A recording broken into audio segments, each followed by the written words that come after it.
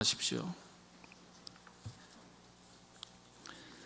예수께서 물으시되 너희에게 떡 몇 개나 있느냐 이르되 7 이로소이다 하거늘 예수께서 무리를 명하여 땅에 앉게 하시고 떡 7개를 가지사 축사하시고 떼어 제자들에게 주어 나누어 주게 하시니 제자들이 무리에게 나누어 주더라. 또 작은 생선 2마리가 있는지라 이에 축복하시고 명하사 이것도 나누어 주게 하시니 배불리 먹고 남은 조각 7 광주리를 거두었으며 사람은 약 4,000명이었더라. 예수께서 그들을 흩어 보내시고 곧 제자들과 함께 배에 오르사 달마누다 지방으로 가시니라. 아멘.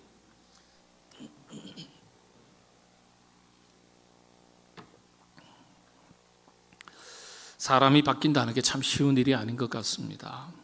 제 자신을 보더라도 저의 어떤 습관이라든지 생각의 습관, 언어의 습관, 행동의 습관이라든지 아니면 어떤 기질적인 문제라든지 성격에 관한 문제라든지 제가 제 자신을 들여다보아도 쉽게 바뀌는 것 같지가 않아요. 우리가 좋은 것이야 바뀔 이유가 없겠지만은 그렇지 못한 경우에는 달라져야지, 바뀌어야지 뭔가 그렇게 말을 하면서도 의지를 다지면서도 바꾸지 못하는 경우가 얼마나 많은지 모릅니다. 사람이 왜 이렇게 변해야지, 달라져야지, 고쳐야지 그렇게 말하면서도 못 바꿀까요? 왜 그런 것 같습니까? 여러분들도 각자 우리는 완벽한 존재가 아니니까 이거 좀 달라져야지, 바꿔야지, 표정 하나라도 좀 새롭게 보다 더 긍정적인 모습으로 바뀌면 좋겠다 이렇게 생각하지만 잘 바꾸지 못하죠. 왜 그럴까요? 무엇 때문이겠습니까? 의사이자 심리학자인 애들러라는 분이 계십니다. 이분이 이렇게 이야기했습니다. 사람이 변하지 않는 이유는 의지가 없기 때문이 아니라 절박함이 없기 때문이다. 맞는 말이죠. 여러분, 절박하면 바꾸지 마라 그래도 바꿉니다. 사람이 변하지 않는 이유는 의지가 없기 때문이 아니라 우리도 의지 있어요. 더 달라져야지. 날마다 그거 기도하잖아요. 고쳐야지, 바꿔야지, 변화해야지. 의지가 없기 때문이 아니에요. 절박함이 없기 때문에. 절박한 동기가 있어야 변화하기 시작한다. 맞는 말입니다. 절박한 동기가 있어야 돼. 사람이 그렇게 안 바뀐다는 거예요. 한경지 목사님의 설교를 제가 신학교 다닐 때 직접 들은 적이 있습니다. 학교에 오셔가지고 채플 시간에 설교를 하시는데 이제 막 신학을 시작한 저에게는 충격적인 말씀이셨어요. 성질 고약한 사람은 성령님도 어떻게 못하는 것 같더라. 고상하게 제가 했어요. 있는 대로 이야기할게요. 성질 더러운 것은 성령님도 어떻게 못하는 것 같더라. 목회 경험 속에서. 그런데 그 성질 더러운 게 다른 사람에게 있는 게 아니라 가만히 들여다보면 우리 자신에게 다 있어요.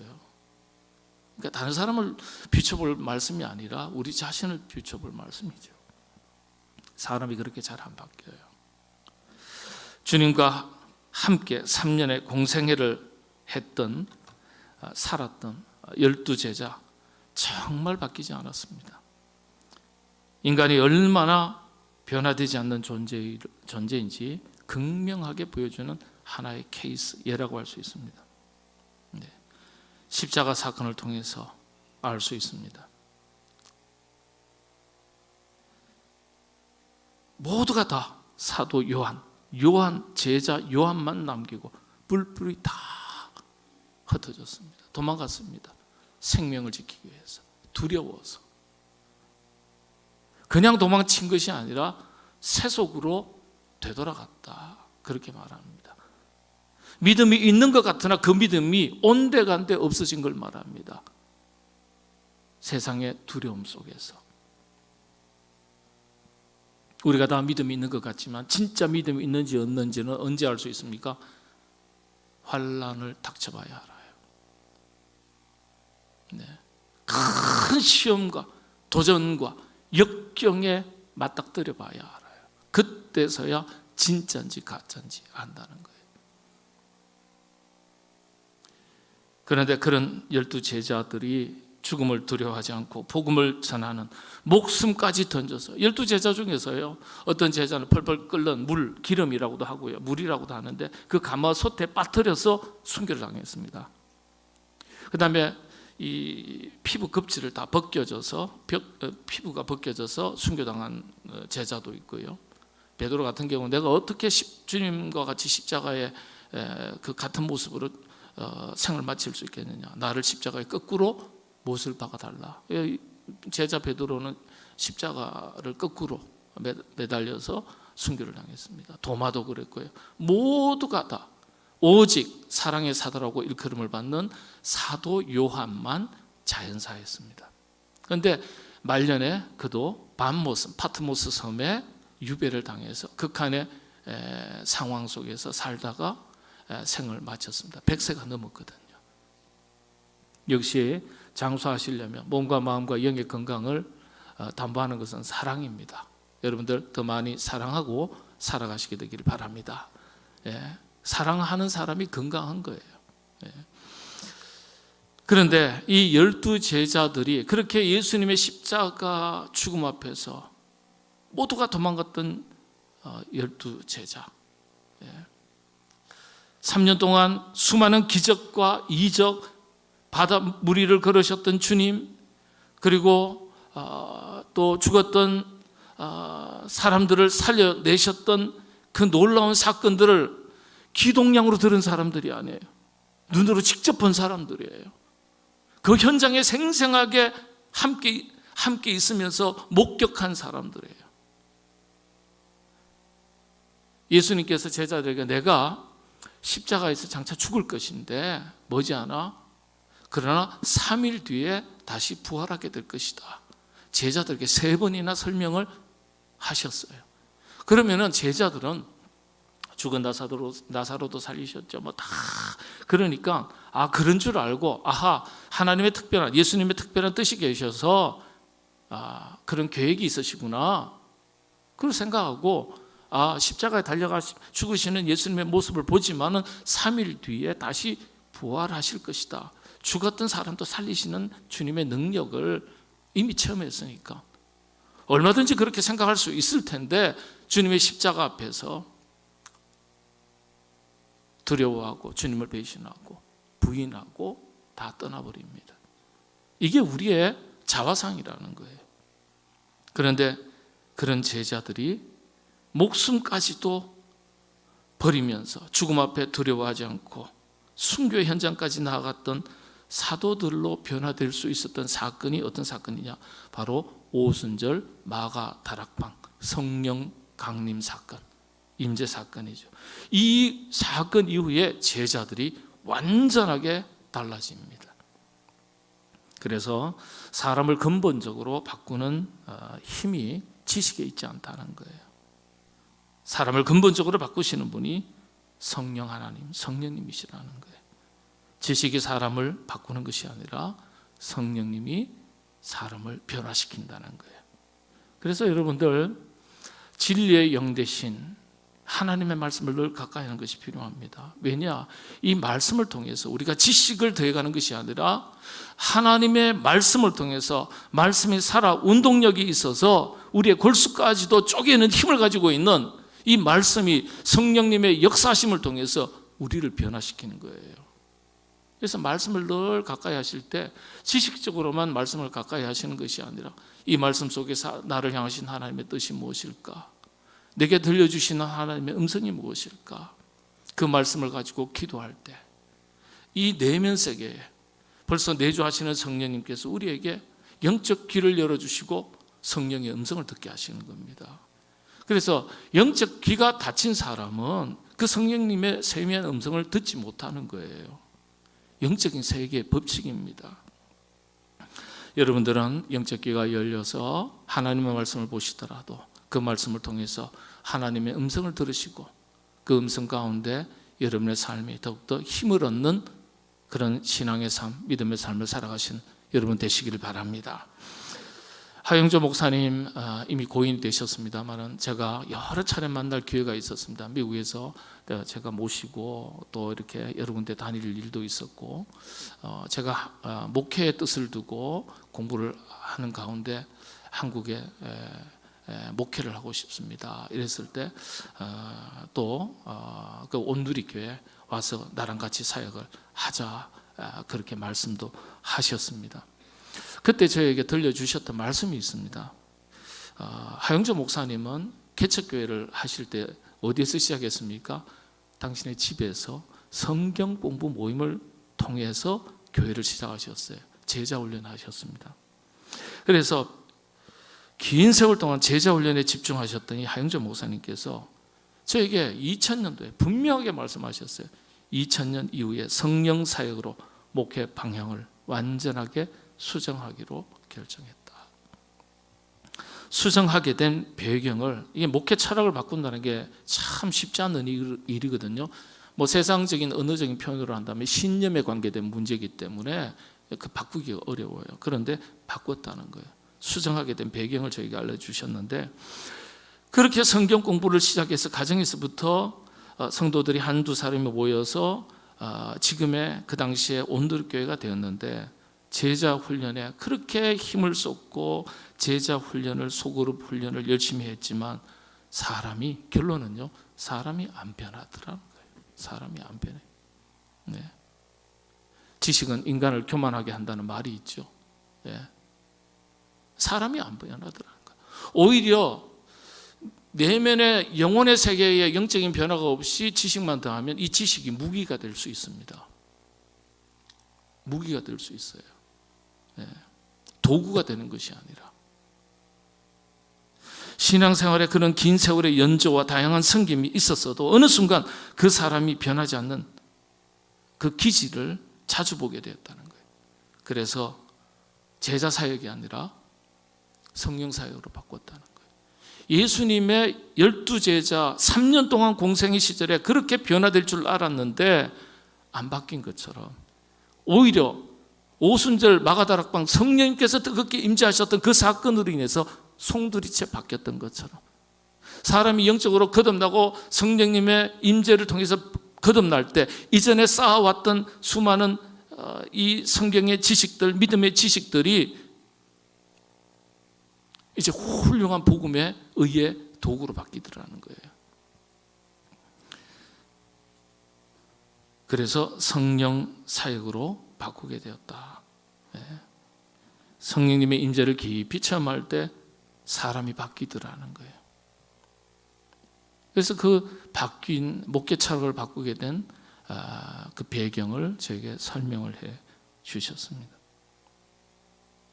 예수님은 사람들의, 작게는 12제자들이죠, 묵은 세상적 가치관, 습관들, 뭐 생각의 습관, 언어의 습관, 행동의 습관들이 다 있겠죠. 사고방식들, 심지어는 신앙의 모양조차도 바뀌지 않는 제자들, 당시의 유대인들을 바꾸시기 위해서 복음을 선포하시고 가르쳐 주시고, 그냥 다양한 기적과 이적을 행하신 게 아니에요.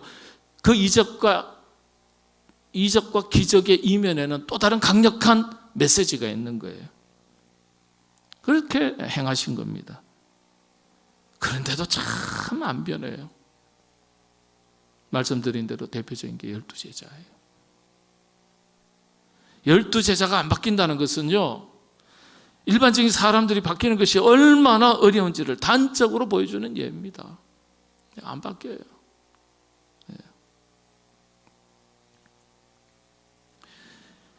지난 시간에 가나안 여인의 딸을 고쳐주셨던 주님의 이야기 말씀을 드렸습니다. 내용은 다르지만은, 스토리는 다르지만은요, 맥락은 같은 맥락이에요. 오늘 본문의 말씀과 같은 맥락입니다. 오병이어 사건도, 가나안 여인의 딸을 고쳐주셨던 사건도, 그리고 오늘 간단하게 다룰 것이지만은 칠병이어의 사건도 모두 맥락은 같습니다. 일반적으로 가지고 있는 가지고 있었던 사람들의 선입견, 고정관념을 깨트리는 사건이에요. 당시에 뭐라고 말씀드렸습니까? 이방 사람들에게는 구원이 없다. 모세율법에는 이방 사람들에게는 할례를 베풀 수 없다.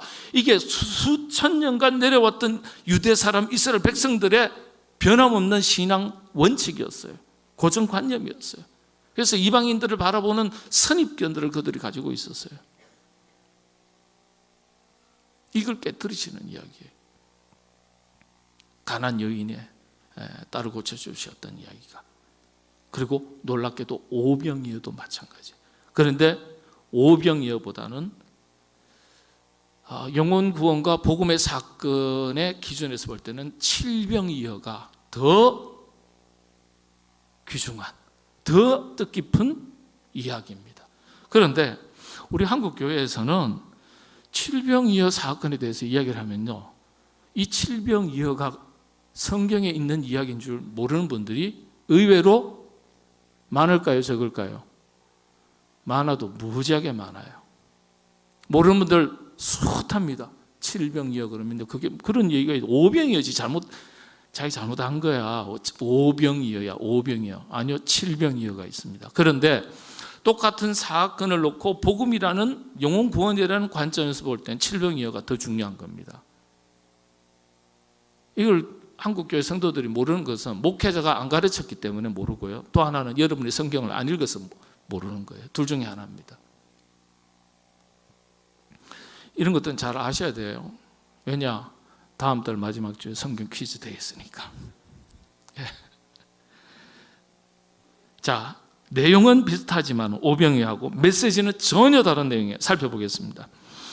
자, 오늘 마가복음서에는요, 가난 여인을 딸을 고쳐주셨던 이야기에 곧이어서 마가복음 8장에 이 칠병이어가 기록됩니다. 똑같은 맥락이에요. 메시지가 신기하죠. 하나의 이야기는 사람을 고쳐주시고 회복시켜주신 치유의 이야기고, 이 칠병이어는 많은 사람을 먹였던 이야기인데 전혀 다른 스토리 같은데 맥락이 같은 거예요. 주제가 같은 거예요. 어떤 점에서 그런지 살펴보겠습니다. 오병이어 일어난 지역이 대단히 중요해요. 여러분, 어디에서 일어났을까요? 맞춰보시죠. 예상 문제 중에 하나가 될 수도 있다니까요. 오병이 어디서 일어났을까요? 갈릴리 호숫가를 중심으로 서부 지역에서 일어난 사건입니다. 이게 굉장히 중요해요. 그러면은 칠병이어는요, 보리떡 7개, 물고기 2마리를 가지고 4,000명을 남기고 몇 광주를 남겼어요? 7광주를 남겼어요. 오병이어는요, 5,000명 먹이고 12광주를 남겼어요. 자, 칠병이어는 갈릴리를 중심으로 동부 지역에서 일어난 사건입니다. 이게 메시지가 있는 거예요. 여러분, 서부 지역은 유대인들이 사는 지역입니다. 서부 지역은 이방 사람들이 사는 경계 지역이에요. 벌써 메시지가 뭔가 오시죠? 그러면 오병이어 사건을 눈으로 경험하고 처음 했던 예수님의 복음 선포를 들었던 청중들은 누굴까요? 유대인들입니다. 그러면 칠병이어를 경험했던, 목격했던 청중들은 누굴까요? 이방인들입니다. 이방인이에요. 그런데 거의 몰라요. 거의 몰라요. 구렁이 담는 꽃, 담 타는 뜻이 대충. 여러분, 대충이면 은혜도 대충이에요. 말씀은 깊이 들어가면 깨닫게 되고, 깨달을 때 새롭게 부어주시는 은혜가 있게 마련입니다. 오병이어 사건은 유대인들에게 들으라고 선포하신 말씀이고, 칠병이어는 구원이 없다라고 일컬어지던 이방 사람들에게 선포하신 복음이에요. 또 비교하겠습니다. 오병이어는 오병이어입니다. 보리떡 5개, 물고기 2마리죠. 몇 광줄이 남기셨죠? 12광줄입니다. 전통적으로 교회는 이스라엘 12지파를 상징하는 것으로 해석합니다. 다시 말씀을 드리면 12지파를 다 구원하시는 하나님의 구원의 역사, 은혜의 역사, 풍요의 역사, 12지파를 상징합니다. 여러분, 성경을 보면 구약에는 12지파가 있습니다. 신약에는 누가 있죠? 12제자가 있습니다. 그렇죠? 그게 성경의 언어는 그냥 기록되지 않아요. 자, 그러면 7병이어 한번 보겠습니다. 보리떡 7개와 물고기 2마리 가지고 4,000명을 먹었습니다. 4,000명이나 5,000명이나 뭐 매한가지죠. 거기서 거기죠. 자, 몇 광주리를 남겼죠? 7바구니를, 광주리를 남겼습니다. 여러분, 7이라는 숫자는요, 성경에서 완전수를 말합니다. 그 당시에 이스라엘 백성들에게 당시의 문화 속에서 하늘을 뜻할 때는 숫자 3을 이야기합니다. 땅은 4를 말합니다. 우리가 3 더하기 4는 7이죠. 그 7을 갖다가 우리가 약속을 할 때 아이들용으로 하늘 땅, 별 땅, 뭐 하늘 별, 하늘 땅, 별 땅, 뭐 이런 표현을 하잖아요. 그래서 행운의 숫자가 몇이죠? 7을 말합니다. 그게 다 성경에서 나온 언어예요. 완전수를 말하는 겁니다. 그래서 7떡과 남겨진 7바구니는 칼빈 같은 경우는 뭐 교회 전통 해석입니다. 구원의 완전성과 보편성을 의미하는 것으로 해석을 합니다. 다시 말씀을 드리면 예수님을 구주로 고백하고 믿고 영접하는 모든 사람에게 구원의 문이 활짝 열려 있다는 것을 보여주는 사건이다. 예수님께서 가나안 여인의 딸을 고쳐주실 때 뭐라고 얘기했습니까? 나는 이스라엘의 잃어버린 양 외에는 보냄을 받지 않았다 그랬어요. 그러니까 이방 사람들에게 관심 없다라고 여겨질 수 있는 말씀을 하신 거예요. 그런데 그 이방 사람들을 향해서 7병이어의 기적을 행하신 거예요. 그래서 이 7이라는 숫자가 의미 있는 숫자인 겁니다. 간혹 이단 사이비들이 그런 얘기를 해요. 그건 이단 사이비들의 교주들이요, 대체로 환상을 보면서, 계시를 보면서 뭐 7살 때, 14살 때, 13살 때, 신천지도 보면 그렇거든요. 이만희가 뭐가 갑자기 기도하는데 막 별이 뭐 떠오르고, 정신사납죠. 통일교 문선명도 그랬고요.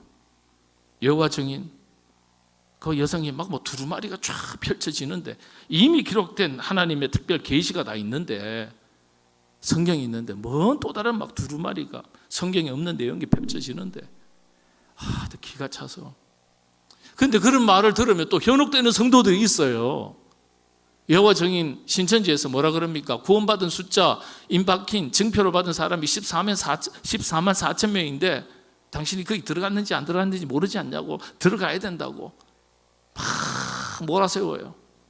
여러분, 요한계시록에 나와 있는 14만 4천 명은 어떤 뜻이냐면요, 로마의 핍박 속에서 신앙생활을 할 때 메시지들이 언어가 암호화가 되는 경우가 굉장히 많았습니다. 우리 권사님하고 집사님 제가 만났는데 저분이 예수 믿는 분인지 아닌지 당신은 모르거든요. 발각되면 죽음이 이를 수 있으니까 제가 곁에 가서 물고기 한 마리 썰쩍 그립니다.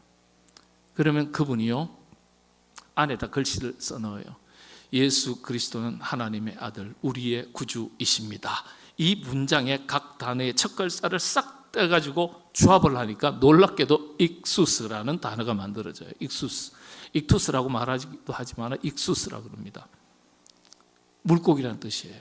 그래서 우리 예수님 믿는 사람 하나의 상징이 뭐예요? 심볼이 물고기잖아요. 그 안에 뭐 글씨가 적혀 있죠. 그게 익수스라는 뜻이에요. 그 단어를 적는 거예요.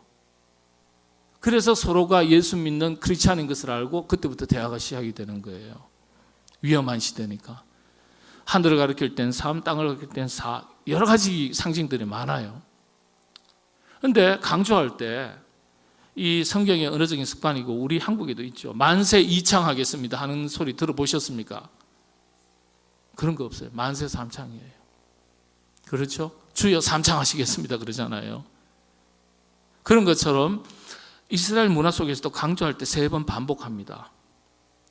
10이 완전수거든요. 7과 함께 10을 3번 반복합니다. 숫자가 얼마 되죠? 곱하면 1000입니다. 구약의 모든 지파를 이야기할 때 몇 지파로 나누죠? 12지파예요. 신약의 제자를 통해서 세계 복음화를 이루어 가시는데 제자가 몇 명입니까? 12명이에요. 12 곱하기 12는 얼마일까요? 144입니다. 이게 상징적인 표현이에요. 144에 10을 3번 곱하면요 14만 4천 명입니다. 다시 말씀을 드리면 예수 그리스도를 구주로 믿는 모든 이들에게 구원의 문이 활짝 열렸다는 것을 상징적인 숫자를 표현할 때 14만 4천 명입니다. 14만 4천 명만 구원받는 게 아니에요. 그런 주장을 하는 그런 사람들 만나면 그거 다 이단입니다. 100%입니다. 99.999도 아니에요. 기독교 역사에 있어서 그렇게 가르친 역사가 없습니다. 가톨릭에서도 개혁교회에서도. 그런데 그걸 듣고서 넘어가요. 기가 막히죠. 그리고 칠병이어는 이방 지역에서 일어난 사건인데 3일 동안 예수님께서 이방 사람들과 함께 하시면서 베푸신 기적의 사건입니다. 네. 이런 것들이 여러분들 다 성경에 문장을 읽어보면 다 알 수 있는 내용이에요. 그런데 우리가 그만큼 성경을 정확하게 꼼꼼하게 깊이 들여다보지 않았기 때문에 칠병이어 그러면 야, 그 무슨 소리야? 오병이어지. 칠병이어 사건이 있는 줄도 몰라요. 자, 말씀을 정리하겠습니다. 이 칠병이어의 사건의 메시지가 2개입니다. 과거의 메시지가 아니라 지금 오늘 또다시 우리를 향하신 주님의 메시지예요. 유대인들을 향한 메시지예요. 오직 자신들에게만 구원이 있다고 철저하게 믿었던 사람들에게 무슨 소리냐? 예수 그리스도를 구주로 고백하는 모든 사람이 구원의 대상이고 복음의 사명을 감당해야 된다. 저들도 구원받을 대상이다. 그걸 깨우쳐 주시는 겁니다. 유대인들은 이방인들에게는 구원이 없다고 믿었던 사람이에요. 그러니까 이방 사람들에게 복음을 전할 어떠한 동기도 없는 거예요. 이걸 깨트리시는 거예요. 묵은 습관들, 사고방식들, 가치관들, 더 심하게는 신앙조차도 작은 자기에 갇혀서 보다 더 큰 하나님의 뜻을 깨닫지 못하는 그 묵은 습관, 사고방식, 가치관을 깨트리시는 거예요. 이건요 마치 개인 구원에 갇혀서 복음 전도의 사명에 대한 어떠한 동기와 열정, 열의도 없는 상실한 현대 그리스도인들을 의미하는 것이나 다름없는 거예요. 그러니까 복음의 열정을 상실한 개인 구원에 만족하고 개인의 행복에 만족한 그리스도인을 가리켜 세속화된 그리스도인이라고 했어요. 몰트만이나 칼 바르트나 이런 분들이 다 그렇게 이야기를 했어요. 세속화된 그리스도인. 교회가 세속화될 수 있습니다. 원래는 이 세속화라는 단어는 굉장히 좋은 단어였는데 어떻게 보다 보니까 이게 안 좋은 부정적인 단어로 사용되는 겁니다. 교회가 세속화될 수 있고 크리스찬들이 세속화될 수 있어요. 그건 어떤 윤리 도덕적 개념을 이야기하는 게 아니에요. 개인 구원에 갇혀서 복음의 본질적인 어떠한 능력도 없고 사명에 대한 열정도 열의도 없는 동기를 상실한 그리스도인, 이걸 세속주의, 세속화된 그리스도인, 교회라고 말하는 겁니다. 교회는요 다른 것을 가지고 교회의 영향력을 발휘하는 게 아니에요. 교회가 구제도 있고 복지도 있고 다 있지만은요 교회는 복음을 전해서 영혼을 구원하는 기관이에요. 복지기관 아니에요. 복지가 있지만 복지기관 아니에요. 교육이 있지만 교육기관 아닙니다. 네? 이걸 아셔야 돼요. 교회만 그렇습니까? 우리가 작은 교회로서 우리의 존재 이유가 어떤 겁니까? 내가 구원받았을 뿐만 아니라 땅끝까지 이르러 복음의 증인된 사명을 감당을 하셨으니까 우리 존재 이유, 지상명령. 모든 명령 중에서 최고의 명령이 지상명령이라고 그러거든요. 그 명령을 우리가 다 부여받은 거예요. 현대교회, 현대 그리스도인들의 최대 위기는 복음 전도의 열정을 상실했다는 겁니다. 교회 본질의 기능이 약화된 거예요. 본질이 흐려지니까 성도들의 힘과 교회의 힘이 약해진 거예요. 본질을 가지고 선한 영향력을 발휘하는 겁니다. 여러분들, 윤리 도덕적인 것을 가지고 물론 그리스도인다움을 보여줄 수 있지만은 진짜 그리스도인다운 그리스도인은 본질을 가지고 영향력을 끼치는 겁니다. 질병이여 자신들의 삶에 안주하고 세상에 갇혀 있었던 당시 유대인들 일깨우시기 위한 메시지가 담긴 사건입니다. 동시에 이방인들을 향해서는요, 누구든지 예수께 나와 복음을 받아들이고 구주로 고백할 때 모두가 구원함을 얻을 수 있다는 하나님의 사랑이 담긴 메시지입니다. 9월을 시작합니다. 결실의 계절이라고 말하죠. 153 전도운동의 열매를 맺기 위해서 복음의 사명을 잘 감당하는 절기가 되시기를 바랍니다. 인간을 향하신 하나님의 사랑의 깊은 뜻, 복음의 큰 틀을 깨닫지 못하고 육신의 삶의 만족과 익숙한 것에 갇혀서 작은 자기에 갇혀서 살아가던 유대인들에게 보여주셨던 오병이어 칠병 이야기가 신앙생활을 하면서도 이런저런 작은 자기 세계에 갇혀서 그것이 고집일 수도 있고 묵은 습관이 될 수도 있겠고 바꾸지 못하는 성격일 수도 있겠고요. 자기를 넘어서지 못하는 자기 한계를 극복해야 될 주님의 메시지로 받으시게 되기를 바랍니다. 작은 울타리에 갇혀 먹고 사는 일에만 우리의 모든 에너지를 사용하고 살아가는 우리 자신이 보다 더 큰 뜻을 품고 눈을 돌리고 복음의 사명을 감당하는 그리스도인다운 삶을 살기 위해서 스스로 변화하고 삶의 목표를 수정하고 믿음을 새롭게 하는 일에 열매가 있는 가을이 될 수 있도록 노력하시게 되길 바랍니다. 그런 삶을 살아갈 수 있도록 성령님께서 여러분 모두에게 은혜를 더해 주시기를 바랍니다. 기도하겠습니다. 하나님,